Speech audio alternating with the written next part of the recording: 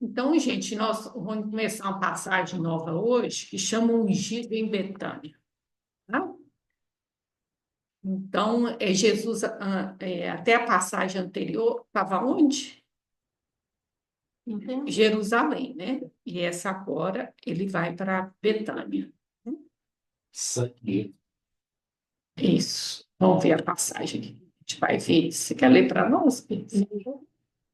E estando Jesus em Betânia, em casa de Simão, leproso, aproximou-se dele uma mulher com um vaso de alabastro, com unguento de grande valor, e derramou-lhe sobre a cabeça quando ele estava sentado à mesa. E os seus discípulos, vendo isso, indignaram-se, dizendo: Por que é este desperdício? Pois este unguento podia vender-se por grande preço e dar-se o dinheiro aos pobres. Jesus, porém, conhecendo isto, disse-lhes: Por que afligis esta mulher? Pois praticou uma boa ação para comigo. Porquanto sempre tendes convosco os pobres, mas a mim não me haveis de ter sempre. Ora, derramando ela este unguento sobre o meu corpo, pelo preparando-me para o meu sepultamento. Em verdade vos digo que onde quer que este evangelho for pregado em todo o mundo, também será referido o que ela fez para a memória. Isso, vão entender essa questão. Então, a primeira coisa, né, que Jesus está em Betânia, né? Ele estava em Jerusalém, agora ele está em Betânia. Então, eu trouxe um mapinha aqui para a gente poder ver, ó, são só 6 quilômetros. Essa setinha aqui, ó, é Betânia, aqui é Jerusalém, é pertinho, ó, tá vendo? Jerusalém aqui, Betânia aqui, então são 6 quilômetros. Por isso que você vê que às vezes no domingo ele foi dormir em Betânia, de manhã cedo ele foi para Jerusalém, ficou lá, agora ele volta, né? Pois é. Dá isso? É, a pé. Mas para quem vinha lá da Galileia, 6 quilômetros não é nada, né? Então não é longe, por isso que eles fazem esse trânsito, né? E aí, a primeira coisa que a gente estranha é na casa de quem ele está. De quem que ele está? Não lembrou. Pois é, aí já tem uma coisa estranha aí, porque se esse Simão fosse leproso, ele não podia ter convivência social. Porque Seria tinha nem os vales dos imundos, eles ficavam no vale dos imundos, e quando eles aproximavam da cidade, eles tinham que tocar o sino. Você pensa que a lepra é considerada uma doença, nossa senhora, todo mundo tem medo, né? Então, é a Covid da época. E aí, o que que a gente supõe, então, que seja? Que o Simão seja um ex-leproso que Jesus curou ele. Só que Simão, gente, nós temos um apóstolo chamado Simão, você sabe disso, né? Simão Pedro. Então, Simão é um nome comum, que nem João, é comum. Então, para fazer referência, que Simão? Simão leproso, mas ele já está curado. Ele está recebendo pessoas dentro da casa dele, ele não pode estar leproso, tá? Seria um ex-leproso, ok? Não teria como, não, socialmente, não teria como. Em resumo, ex. Aí a gente vai vendo, né? Aproximou dele uma mulher com um vaso de alabastro, com um guento de grande valor, e derramou sobre a cabeça dele em que ele estava sentado. Então, vamos tentar entender isso aí direitinho. Isso é o vaso de alabastro. Alabastro é uma pedra, eles falam que ela tem um pouco de gesso nela, na composição dela, que faz com que ela fique mais maleável, mais fácil de ser polida. Não é um jarro barato, viu, gente? Jarro de alabastro é caro. Então, é esse trenzinho aí, bonitinho assim, nós não sabemos o formato. Estou supondo que seja esse formato, mas é isso aí que é o alabastro, ok? Tem até hoje, ela é usada, né?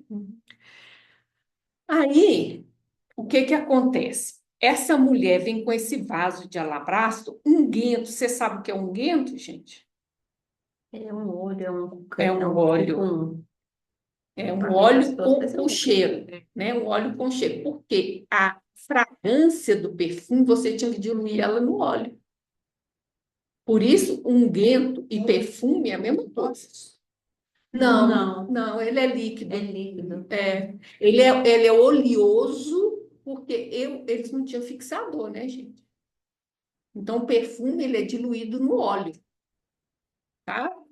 Derramou sobre a cabeça. Mas é interessante que quando a gente vai lá em Marcos, olha se vocês percebem diferença no relato de Marcos, para a gente poder comparar, né? Tem umas 3 diferenças aí importantes no relato de Marcos. Sim, os dois são falam que é caro.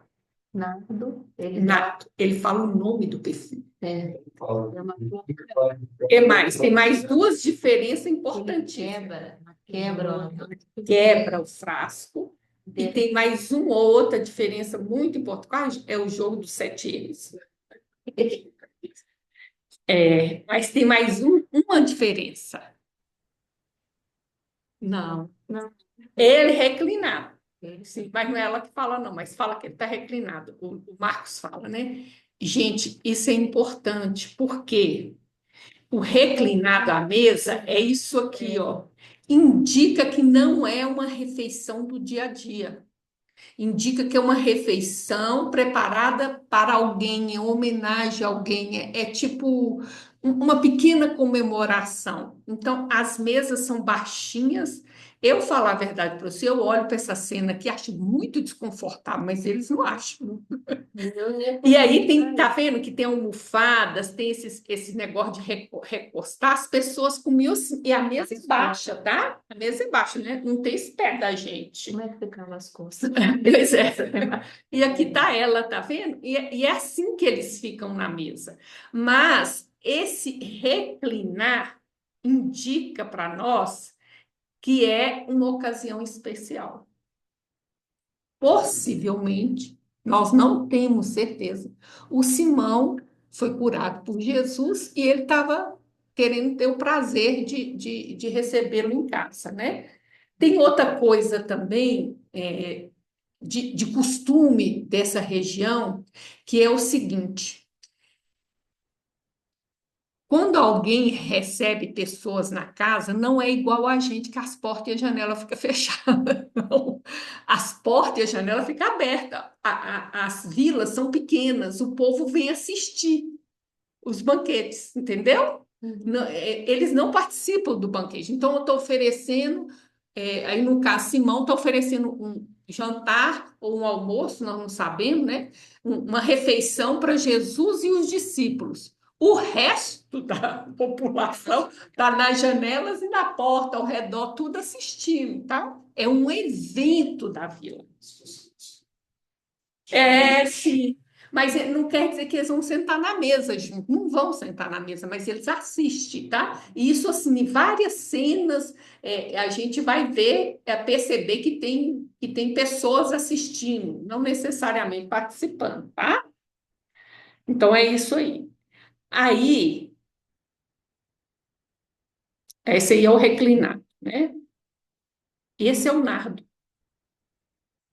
Essa plantinha aqui, ó, que ela é importada da Índia. Logo você já viu que esse não pode ser barato. Nós estamos lá na Palestina, no Canaã, né? Vem lá da Índia esse negócio. Mas o importante é a gente saber para que isso era usado.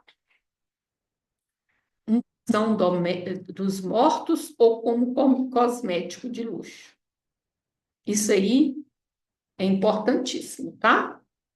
É a gente saber. Então, essa plantinha aí era triturada, a gente não sabe como é que era feito, no óleo, e esse óleo era muito caro. Ok? Esse é o nard.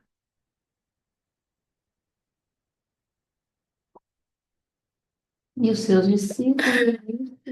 Agora veja também outra diferença do relato do Mateus por Marcos. Quem é que se indignou? Os discípulos? Mas para Marcos, não. Não, é só alguns que estavam Ele não nomeou quem foi. Pode ter sido os discípulos assistentes e alguns dos discípulos junto, ou os discípulos junto com o assistente, todo mundo que era pobre ali se indignou, tá? Porque Mateus, ele é muito específico, né? Foram os discípulos, mas Marcos não. Marcos coloca a gente, essa cena, com mais gente na sala. Não coloca só os discípulos, exatamente quando ele começa a falar do reclinado, ele está colocando mais gente na sala, porque é uma ocasião especial, tem plateia, né? Em resumo, a reação foi de todo mundo, né? Vou só voltar aqui, que eu acho que eu perdi uma coisinha aqui que eu esqueci de falar. Ah, sim, a outra coisa, olha o que que Marcos usa. Perfume, tá vendo? O Mateus usa unguento, correto? Agora, guarda bem, quem usou perfume não foi Marcos? Agora ele vai usar unguento. Você vê que é a mesma coisa.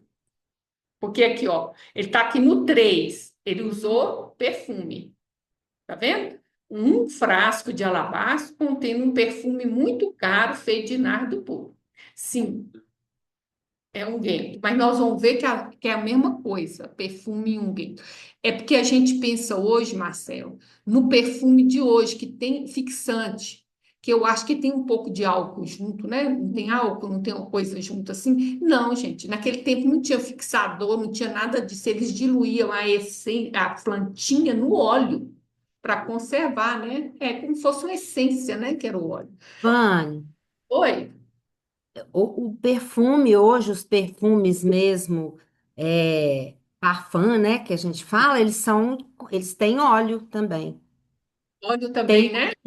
tem alguns com álcool de cereais e os mais famosos, né, os melhores são com óleo, com a base de óleo. Eu tô falando isso porque eu faço perfumes, viu? Ah, pois é, bom saber. Eu tenho que parar em perceber. É, a gente não sabe. Não é falado, também não sei, tá? É, não sei qual é que era usado como base, né? Não, óleo de cozinha não, porque óleo de cozinha era azeite, né? Tinha que ser um óleo mais de vegetal. Aí eu faltei outra coisa que é muito importante, gente. Alguém sabe por que que ela quebrou? Ele era vedado? Por Não. manter o perfume? Olha aqui, por isso mesmo que eu trouxe aqui, ó, para nós a foto do frasco, tá vendo? Existia um com as tampinha e sem tampinha, mas ele tinha, é que nem frasco mesmo, você não precisava quebrar para poder tirar o conteúdo, né? Então, quando o Marcos faz questão de falar que ela quebrou o perfume, aqui, ó, isso que eu ia mostrar, aqui ele já usa perfume, ó, Marcos. Perfume, tá vendo? Ele não usa unguento. Então a gente sabe que quer dizer a mesma coisa. Mas ele usava, ele usou perfume, você está trocando. Foi? Coentro é Mateus e perfume é Marcos. Foi? Tá aí. É, tá lá. Ah, tradução do quê? E fez quebrar o frasco? Tradução? Aí. Olha o 4 ele usando o No dedo. 4. Pois é. Isso que eu tô falando lá era o 3 ainda. Não. Olha bem, Marcos usa perfume unguento como sinônimo. Então a gente, olha lá, no 4 ele usou porque o desperdício de unguento. E no 3 que nós estamos, ele está usando perfume. Então, é a mesma coisa. Podemos dizer que é a mesma coisa. Mas vamos entender por que que ela quebrou o frasco. Então, gente, o quebrar o frasco é assim. O que eu fiz é só para você. Nunca mais vai ser repetido. Está impossibilitado de repetir. Eu quebrei o frasco. Entendeu? Nunca mais ela vai poder pôr perfume naquele frasco. Ela quebrou ele. Ela trouxe um presente exclusivo para Jesus e que ela não quer dar para nenhuma outra pessoa. Eu fiz por amor a você, é para você. Acabou. Por isso que ela quebrou o frasco. Entendeu? É isso que quer dizer. Aí, bom, de nardo nós já vimos, o frasco derramou-se com a cabeça, beleza. Aqui está reclinado, né? O nardinho aqui. Então, gente, é isso. Tinha mais gente assistindo ali. Eu acho que parte dos discípulos, todos se indignaram, mas tinha gente ali assistindo também se indignou, né? Porque quando a gente vai em Marcos, mais na frente, olha o que ele falava. Ele poderia ser vendido por 300 denários e o dinheiro dado aos pobres, e o repreendiam e a repreendiam severamente. Todo mundo que estava ali, gente, eram pessoas pobres, né? O salário é 1 denário por dia de serviço. Então, o ano tem 365. 300 denários é aproximadamente um ano de trabalho, de salário que você ganha num ano. Ou seja, seria convertendo ao salário de hoje em torno de 18 mil reais esse perfil. Por ano, não. O nardo custa 18 mil reais. Eu estou convertendo no dia de hoje. Veja bem, um trabalhador, um trabalhador ganha 1 denário por dia. Ele teria que trabalhar 300 dias para ganhar 300 denários. Eu estou arredondando para um ano. E peguei o salário mínimo e aproximei para a gente ter uma ideia da noção do escândalo que esse perfume é. 18 mil reais. Ok? Deu para entender? A conta que eu fiz?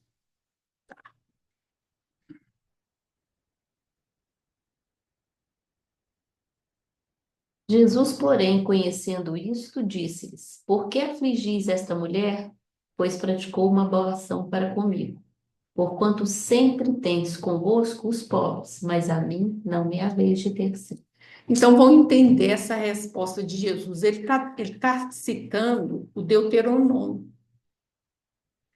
Então, lá no Deuteronômio, o que acontece? Esse livro é um livro que a geração que saiu do Egito já morreu no deserto.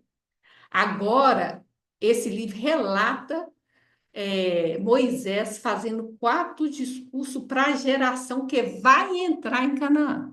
A que saiu do Egito morreu. É a nova geração que vai entrar em Canaã. Então, nesse livro, ele faz 4 discursos. Tá? Esse aqui é do terceiro discurso.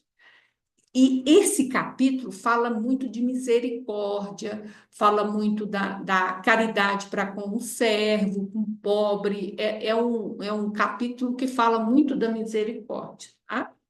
E lá tem uma afirmação que é espantosa, né? Pois nunca deixará de haver pobre na terra, pelo que te ordeno, dizendo: livremente abrirás a tua mão para o teu irmão, para o teu necessitado e para o teu pobre na tua terra.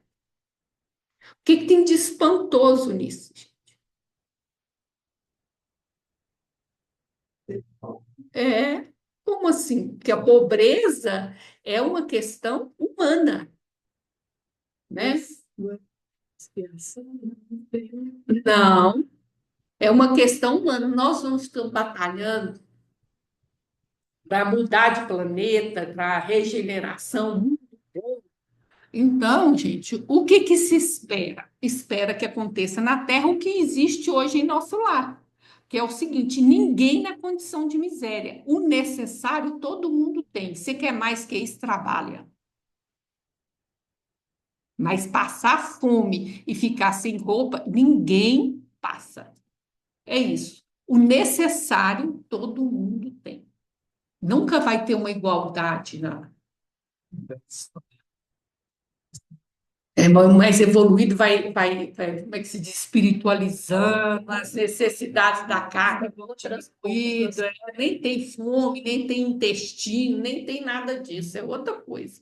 Nós estamos aqui no nosso mundo, a gente está evoluindo para implantar entre nós a justiça, né? A desigualdade social diminuir, é isso que se espera.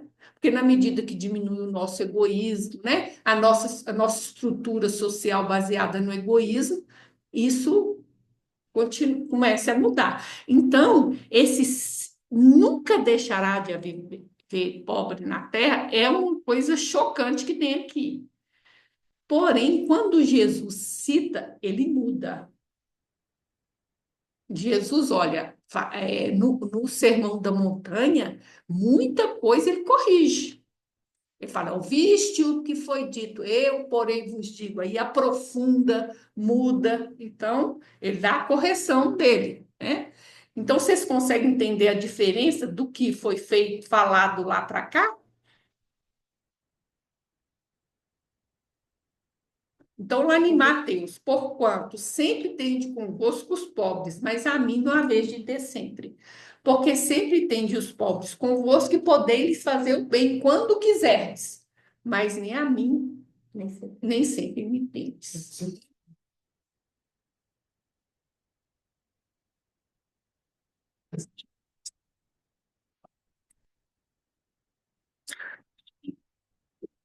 O que Jesus está falando, gente, Jesus não está concordando, ele não está falando isso, não. Ele não está falando que sempre haverá pobre na terra. Olha bem, sempre tende convosco os pobres. Ele não falou de vai ter pobre sempre na terra. São duas coisas diferentes. A mim vocês não vão ter sempre. Olha bem. Os pobres estão com vocês. Vocês podem me fazer o bem quando quiserem, mas a mim vocês nem sempre vão ter.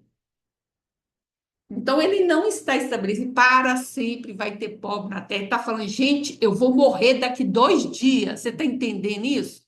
Então, os pobres estão aí semana que vem, mês que vem. Você pode fazer isso com eles. Entendeu a diferença, gente? É isso que ele está falando. Ele não está falando sempre vai ter pobre na terra, não.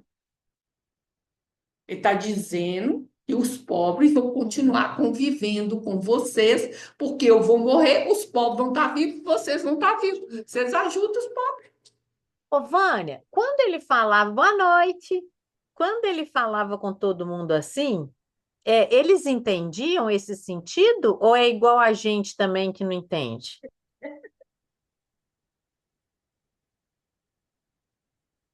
Oh, pois é. Vamos ver se diminui um pouquinho. O que que acontece? É impossível a gente saber o que que realmente eles entendiam ou não, sabe? Porque, primeiro, eles conheciam as escrituras melhor que nós. Mas é difícil você saber exatamente o que entende. Por quê? Quando a gente for estudar o Evangelho de João, você vai ver que várias vezes João fala assim, eles não estavam entendendo. Você pode falar isso, entenderam nada. Várias vezes ele vai dar essa opinião. Em relação à morte de Jesus, eu tenho certeza que eles não entenderam. E eu acho que é fácil a gente entender por que eles não entenderam. Gente, eu estou do lado de um homem que cura um leproso, que anda em cima de uma água, acalma a tempestade. Eu vi ele resplandecendo em cima do monte. Então, eu estou segura, ele sabe o que ele está fazendo. Vai morrer? Não sei se vai morrer. Não estou entendendo como é que pode morrer esse homem, entendeu? Porque é quase um super-homem que está do meu lado. Então, tá difícil de entender isso aí. Eu acho que tem. Agora, em relação ao ensinamento, é impossível a gente saber. Agora, eu só falo com vocês que os escribas e os fariseus entenderam melhor que nós. Por isso que eles resolveram matar ele. Que a proposta de Jesus, olha, por que você acha que eles resolveram matar Jesus? Também, por inveja. Mas a proposta de Jesus Ia tirar eles todos do. Era uma ameaça, né, ao poder deles. Exatamente. A gente vai aprofundando isso aí. Mas pode entender que eles entenderam muito bem. Cada um daqueles puxão de orelha que nós fomos ouvindo, que Jesus deu neles, eu garanto para você que eles entenderam melhor que nós. A questão da terra sempre foi o poder, né, gente? Egoísmo, poder, né? Nossa. É isso. Então, gente, vamos tentar entender a resposta de Jesus. Nós estamos vendo que o Tidinho é ungido em Betânia, ele saiu de Jerusalém, está na casa de Simão o leproso, e tem uma mulher desconhecida que quebra um perfume na cabeça dele, né?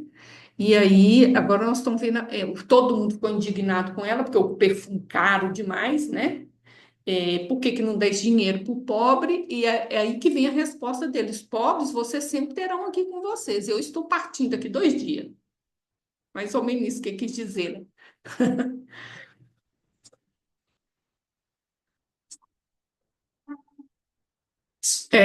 Exatamente. Ele já tinha falado, né? Então Jesus, porém, conhecendo isso, disse-lhe: por que afligis essa mulher? Pois praticou uma boa ação para comigo. Porquanto sempre tende convosco os pobres, mas a mim não haveis de ter sempre. Ora, derramando ela esse unguento sobre o meu corpo, que derramou na cabeça, né, gente? É oleoso, o trem vai descendo, ó, né? Não vai ficar só ali. Mas você pensa que eles andavam no deserto, devia ser até bom esse óleozinho passando. Mas e a lavação que eles têm antes de comer? Aí, ao derramar esse unguento sobre o meu corpo, fê-lo preparando-me para o meu sepultamento. Em verdade vos digo que onde quer que este evangelho for pregado em todo o mundo, também será referido o que ela fez para memória sua. O que que ela fez? Essa que é a questão que nós temos que descobrir. Alguém tem ideia, gente? O que que ela fez? Derramou um perfume só? O que que Jesus está falando? A memória dela é importante a gente lembrar e tal, porque Ela fechou o corpo dele para o dia da crucificação. preparou. Para quê? Mas para mim, preparar alguém para o Você sepultamento, tem que saber que vai ter. Você tem que e ter eles todos consciência. sabiam. Mas qual que é a diferença dela para eles todos? Porque Jesus fez 4 predições da morte. Todo mundo ouviu. Ela já 12 falou, ouviu, mas só ela. não tem nada que- É porque na hora que ela compra um perfume que é usado para unção do corpo, de morto, gente. De morto é papo, negócio. Quer dizer que ela aceitou o Cristo servo sofredor. Olha bem, foi rejeitado por todo mundo. Todo mundo queria um general. Eu não entendi, não. Só porque passou o óleo nele? Veja bem, ela tá. Olha o que que Jesus vem. Por que que é importante o gesto dela? Ela derramando esse unguento sobre o meu corpo está me preparando para o meu sepultamento. Então, gente, eu não sei se ela tinha plena consciência disso, mas ela escolheu um perfume que é usado para isso. Então, de todos ali, não só aceitou a morte de Jesus, como sabia que há pouco tempo ia acontecer, como ela aceitou o tipo de Messias que ele era, o servo sofredor. Um Messias que ia morrer. Foi a primeira pessoa a entender o que Jesus falou. Agora, eu não sei se ela fez essa elaboração, nós não sabemos se ela fez essa elaboração consciente toda, ou se ela foi movida só por um sentimento e inconsciente, mas que ela estava, vamos dizer, isso aí é uma afirmação de Jesus, que ela foi a única ali que percebeu Percebeu a morte dele, né? e aceitou isso, gente. É. Eu acho que ela fez esse perfume, fez esse banho num sentido assim, de confortar ele, de fazer um carinho para ele que estava partindo, né? Um Exatamente. louvor para E ele é muito também, né? sério isso de aceitar servo, mestre sofredor, servo e sofredor, porque o Messias é que ia salvar o mundo. O Messias não podia morrer daquele jeito, o Messias não podia abandonar eles, né? E ela, pelo que você fala assim, que ela aceitou, isso é muito forte, né? E é por isso Profundo, né? que essa passagem tem essa questão que ele corrige eles de estar falando isso com ela, fala da boa ação, e ainda acentua isso. Você ia falar, Tidinha? Eu ia falar o seguinte, a gente está bem, né? Conscientemente, ela teve um ato de coragem muito grande, É, porque ela foi além do que todos estavam ali, né? exatamente. A compreensão dela foi além. Porque a gente vai ver, gente, que ela não só ouviu as mesmas palavras que Jesus falou para eles todos, como ela teve uma aceitação disso.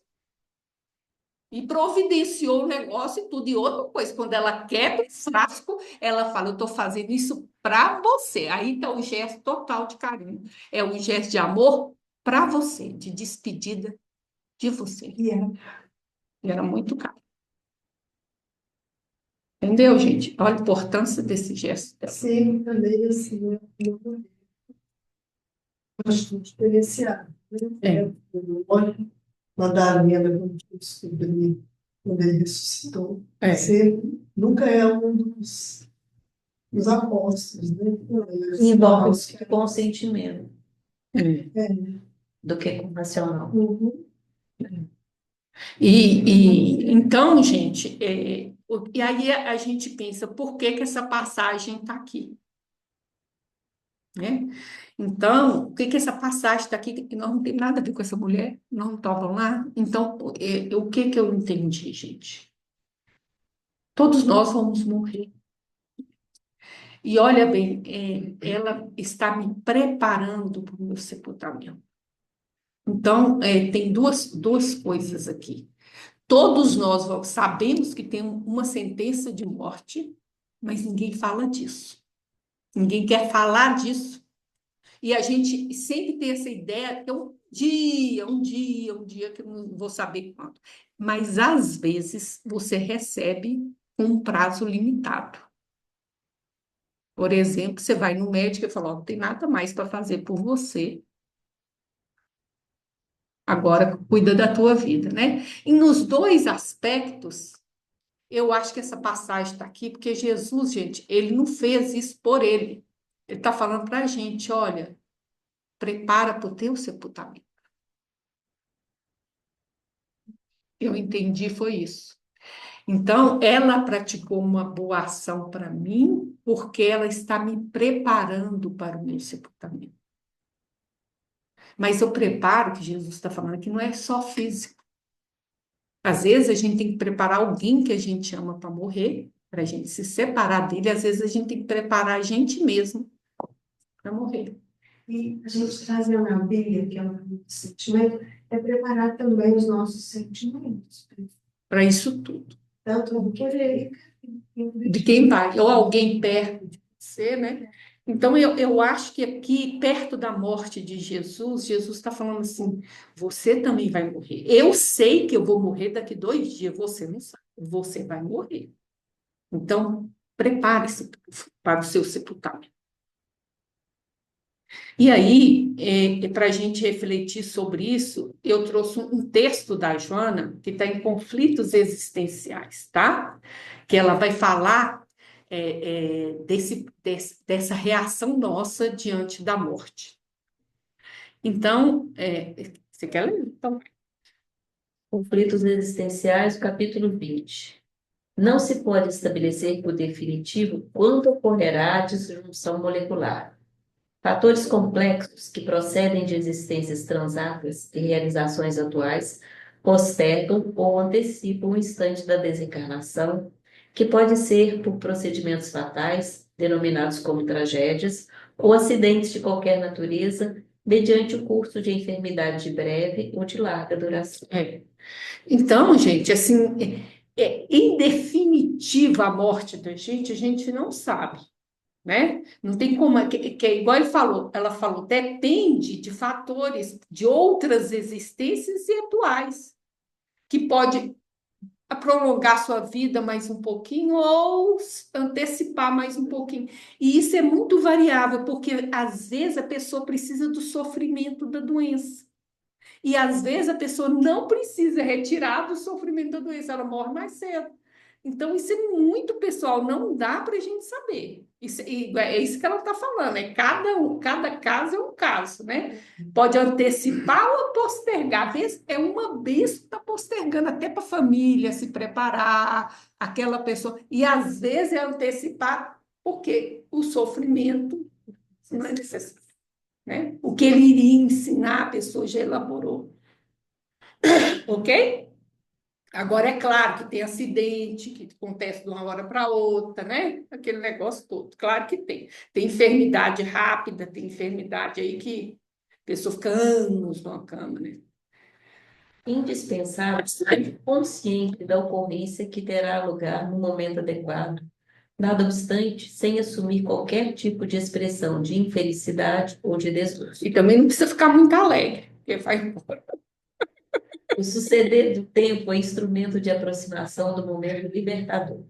Quanto mais se vivencia o corpo, mais próxima se encontra a ocasião transformadora da sua estrutura. Entendeu, gente? Quando a gente chega nos 60, a gente só está ladeira abaixo. Mas é claro que uma pessoa mais jovem pode morrer antes, né? Às vezes você tem uma vovó, né? Vocês vão me Igual- desculpar, mas eu vou sair do estudo. Eu não vou ficar nesse estudo, não. Tá péssimo. Só tá piorando. Porque é claro, né, gente, que pode ter uma vovó de 80 e um rapaz de 20 morrer antes, né? Mas no natural das coisas, à medida que a gente vive, a gente está aproximando mais desse dia, né? Agora, ela fala, para a gente estar consciente, ou seja, trabalha essa questão da morte para você não ter esse desgosto, uma infelicidade quando essa notícia chegar, o bilhete chegar, a passagem. Se torna consciente dessa Não sei se eu sou louca, o que que eu sou. Eu me vejo morrendo, me vejo meu velório, eu idealizo ele, eu imagino, se eu fico pensando se eu vou ser enterrado, se eu quero ser cremado, aí eu imagino eu lá debaixo da terra, naquela escuridão, depois eu imagino, nossa, esse fogo queimando meu corpo. Ai, vai ser que Vou música ter que eu que quero? responder. Muito certo, você não é, não. Vou ter que te responder isso. Tu tá maluca, viu? Eu não. Eu falo, sabe com que roupa que eu vou? Ah, preciso de uma roupa simples para não desperdiçar, coisa simples. Não preciso encher de flor, não, quero as cobertas de flor, não, quero ganhar flor em vida. Escolhe uma música, já pedi quem vai tocar. Quando eu for no meu velório, uma grande amiga minha que toca o boé, vou pedir ela para tocar para mim no dia que eu estiver no velório. Que eu É, a estiver gente, lá, meu corpo. Eu falo para a meus amigos, gente, você vai E embora se logo. ela for antes de você, aí tá ferrada, hein? Pois é.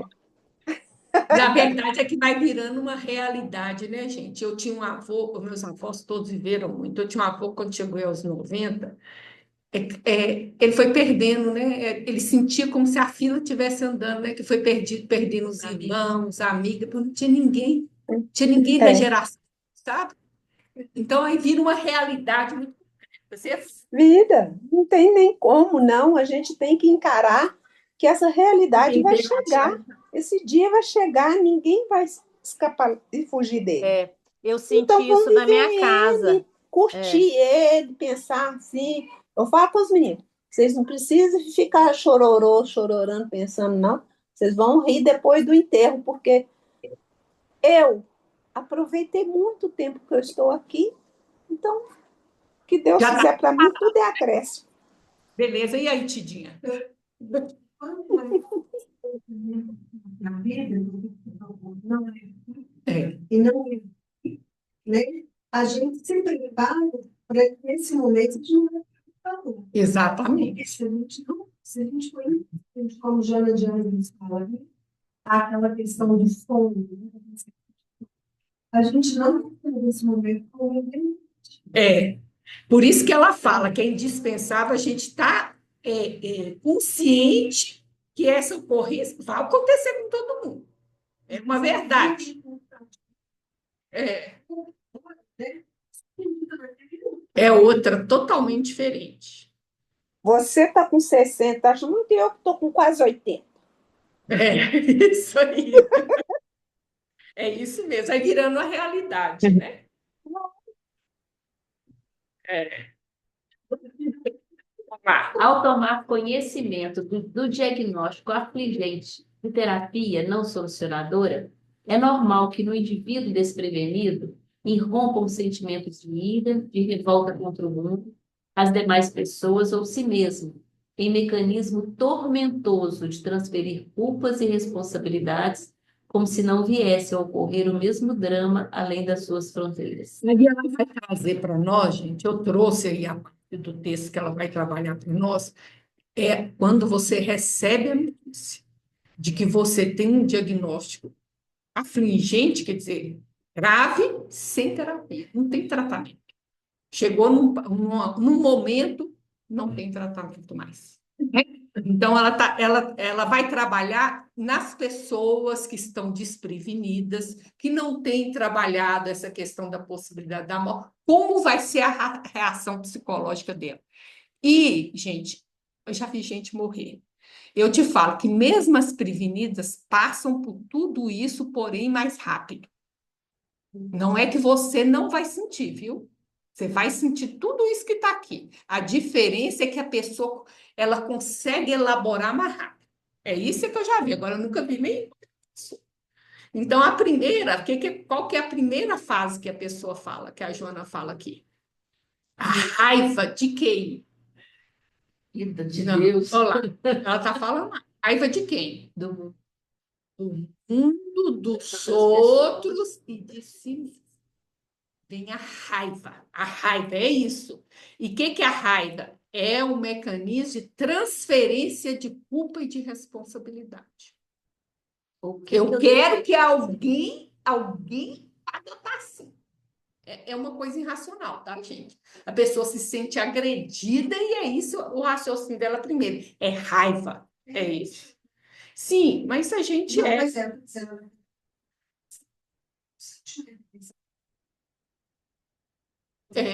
Mas quando a gente vê, o problema é que quando a gente recebe um diagnóstico desse, a gente sente como uma agressão contra nós. Por isso a raiva. A raiva é uma reação primitiva, igual você está falando, infantil, porque ela é primitiva de reação ao que eu senti agredido, de proteção. Mas vai aparecer a raiva. Os mais elaborados, ela passa rápido, outros não. Nesse estágio, as interrogações são injustificadas. Por que eu, com tanta gente no mundo, logo eu que fui acometido dessa doença perversa? Isso é a pessoa quer saber por quê. Por quê? Para de perguntar por quê, porque você não vai saber. E outra coisa, gente, nessa pergunta, o que você está perguntando é assim, por que o raio caiu nela? É isso que você está perguntando. Por que o raio veio logo para mim? Podia, se tivesse caído nela, não, por que caiu em mim? Por que logo em mim? Por que eu fui sorteada?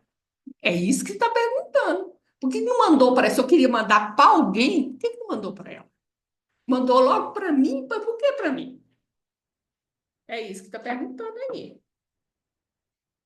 E comum, ou é comum É. suceder nesse período um sentimento de negação da doença como reação ao que se considera como uma injustiça da vida ou da divindade, quando o paciente vincula alguma crença religiosa teórica. Aí vem a segunda fase. Ele nega a doença e ele vai procurar alguma crença religiosa que ele não tem, mas ele vai procurar uma, tá? Por que que ele nega? Ele se sente injustiçado. A questão toda é essa, tá? Injustiçado por Deus, pela vida, mas ele passa a negar. Aí começa a justificar. Eu já vi paciente com câncer de estômago, que ele começa a estudar um negócio, fala, não, o médico errou, esse negócio é úlcera. E aí começa a tomar remédio para úlcera, é uma loucura, a pessoa faz um. Em resumo, é isso. Ele está negando, tá? É uma fase também. E ele vai procurar uma religião, tá?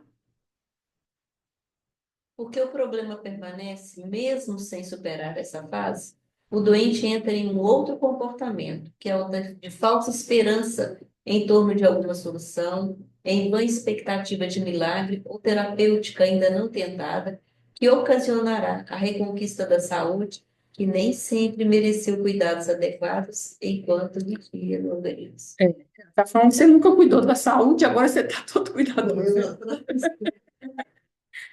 Então, gente, ele não procurou uma crença, agora ele começa a alimentar a falsa esperança, ó. Mas ele tem esse negócio que vai acontecer um milagre. Vai acontecer um milagre. Aí a pessoa vai entrar, a gente vai ver que ela vai entrar numa negociação com Deus. Ok? Surgem normalmente nessa oportunidade amigos desavisados que apresentam propostas ilusórias, facultando negociações com o Criador, como se a transformação moral do indivíduo não fosse um processo edificante para ele mesmo. Fica-lhe então a falsa ideia de que, havendo uma modificação no comportamento moral, mental, através de promessas que certamente não serão cumpridas, advirá a alforria e a morte não terá o seu curso natural. Aí promete tudo, né, gente? Aí você vê, né? As promessas, né? Se eu curar, e eu vou de joelho até Nossa Senhora Aparecida. Tem uns que são mais sabidos ainda. Eu vou mandar minha filha de joelho para ter Aparecida. Então, tem uns que fazem assim, não sou eu, não. Se eu curar, eu mando